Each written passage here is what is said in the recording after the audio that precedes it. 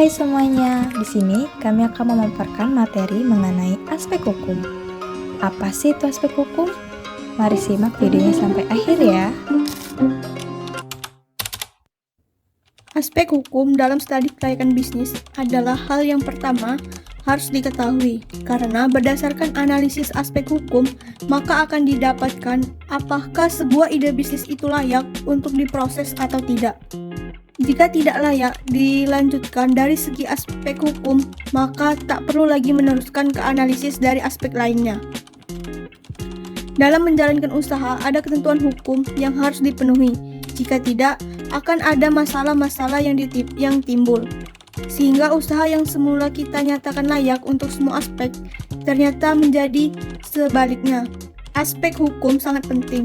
Keberadaan hukum untuk berjalannya aturan yang berlaku dan tidak menimbulkan permasalahan. Aspek hukum dalam bisnis terdiri dari kaidah yang mengatur tata cara pelaksanaan kegiatan, legalitas usulan proyek, dan identitas pelaksanaan proyek. Tujuan aspek hukum yaitu untuk menganalisis legalitas usaha yang dijalankan, menganalisa keakuratan bentuk badan hukum dengan ide bisnis yang akan dilaksanakan, dan yang sangat penting dapat memperkecil resiko. Aspek hukum juga mempermudah pelaksanaan bisnis dan menjalankan pelaksanaan bisnis dan meneliti keaslian dari dokumen-dokumen yang dimiliki. Penelitian ini sangat penting mengingat sebelum usaha tersebut dijalankan, pentingnya aspek hukum dalam studi kelayakan bisnis dapat menganalisa kegiatan usaha yang dijalankan. Berikutnya, ada badan hukum. Ada banyak badan hukum yang sangat beragam, yaitu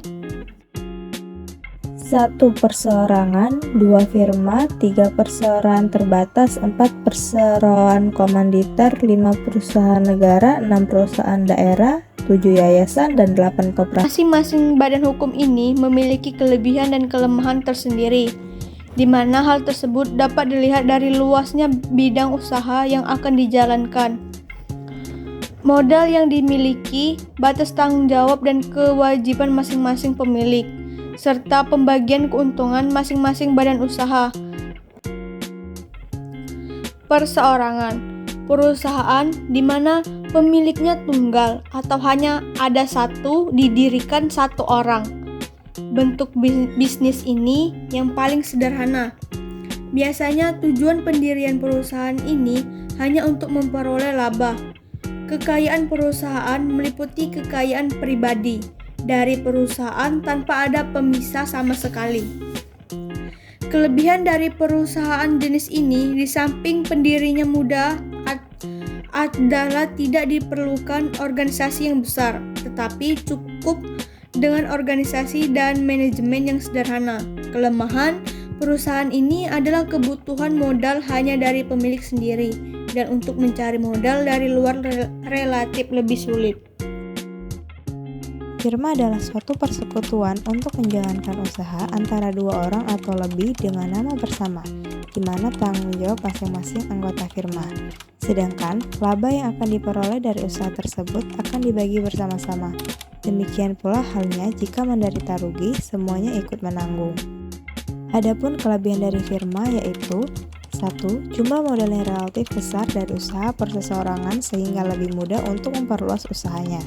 Yang kedua, lebih mudah memperoleh kredit karena mempunyai kemampuan finansial yang lebih besar. Ketiga, risiko ditanggung jawab bersama. Keempat, pembagian kerja dapat diatur sesuai kemampuan para pemilik.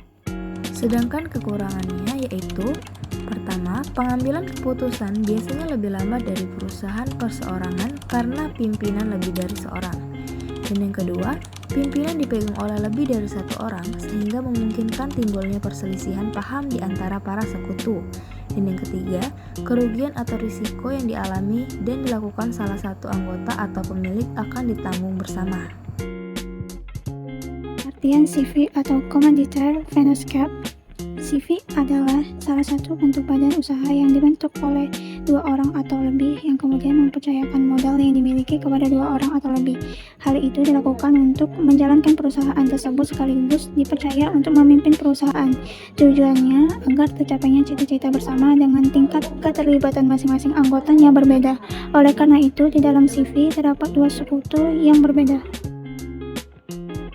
Ciri-ciri CV yaitu memiliki pendiri 2 orang atau lebih, terdiri dari 2 sekutu, yakni sekutu aktif, sekutu komplementer, dan sekutu pasif, sekutu komanditer. Sekutu aktif mengelola perusahaan, sekutu pasif menanam modal. Hanya boleh didirikan oleh warga negara Indonesia atau WNI, sementara warga negara asing tidak diperkenankan mendirikan CV. Modal pendirinya tidak ada batas minimal.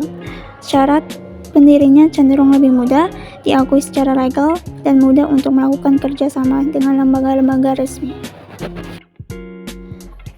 Jenis-jenis CV. Yang pertama, CV bersaham. CV jenis ini memiliki karakter yang khas karena CV ini mengeluarkan saham yang bisa diambil oleh sekutu aktif maupun pasif. Masing-masing dapat mengambil 1 saham atau lebih. Namun demikian, saham tersebut tidak dapat diperjualbelikan karena tidak mudah untuk menarik kembali modal yang telah disetorkan. Tujuan adanya saham untuk menghindari adanya modal beku. Yang kedua, CV murni. CV jenis ini merupakan persekutuan komanditer yang pertama kali ada dan paling sederhana. Di dalam CV ini hanya terdapat 1 sekutu komplementer, sedangkan pihak-pihak lainnya berperan sebagai sekutu komanditer. Yang ketiga, CV campuran. CV campuran biasanya berasal dari firma sebagai bentuk awal, namun dalam operasionalnya, firma tersebut memerlukan tambahan suntikan modal.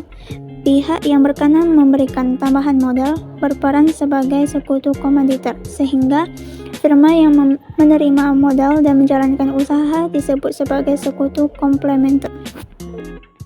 4.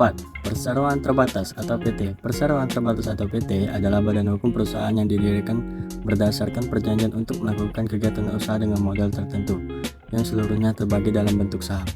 Dilihat dari segi status, perseroan terbatas terbagi menjadi 2, yaitu perseroan tertutup atau modal dan jumlah pegang sahamnya memenuhi kriteria tertentu dan tidak melakukan penawaran umum, dan perseroan terbuka adalah atau modal dan jumlah pegang saham memenuhi kriteria tertentu dan melakukan penawaran umum. Kelebihan dari perseroan terbatas adalah sebagai berikut. Yang pertama, kewajiban bersifat terbatas untuk para pemegang saham, sehingga mereka tidak memiliki kewajiban untuk obligasi dan utang perusahaan. Kedua, aset dan struktur perusahaan dapat melewati masa hidup dari pemegang sahamnya, pejabat atau direktur, atau bisa dikatakan memiliki masa hidup abadi. Yang ketiga, manajemen dan spesialisasi, memungkinkan pengelolaan modal yang efisien sehingga memungkinkan untuk melakukan ekspansi dengan menempatkan orang yang tepat untuk mencapai efisiensi maksimum dari modal yang ada. Sedangkan kelemahannya yaitu yang pertama, untuk mendirikan sebuah PT tidaklah mudah karena membutuhkan biaya yang tidak sedikit, akta notaris dan izin khusus untuk usaha tertentu. Yang kedua, hubungan antar perorangan juga lebih formal dan berkesan kaku. Yang kelima, perusahaan negara atau PN. Perusahaan negara adalah perusahaan yang didirikan berdasarkan Undang-Undang Perusahaan Negara terbagi atas beberapa jenis, yaitu perusahaan jawatan atau perjan, perusahaan umum atau perum, dan perusahaan perseroan atau persero. Yang keenam, perusahaan daerah. Perusahaan daerah merupakan perusahaan yang didirikan suatu peraturan daerah, tujuan untuk turut serta melaksanakan perkembangan daerah khususnya dan pembangunan ekonomi nasional umumnya. 7. Yayasan. Yayasan merupakan badan usaha yang tidak bertujuan mencari keuntungan dan lebih menekankan usahanya pada tujuan sosial.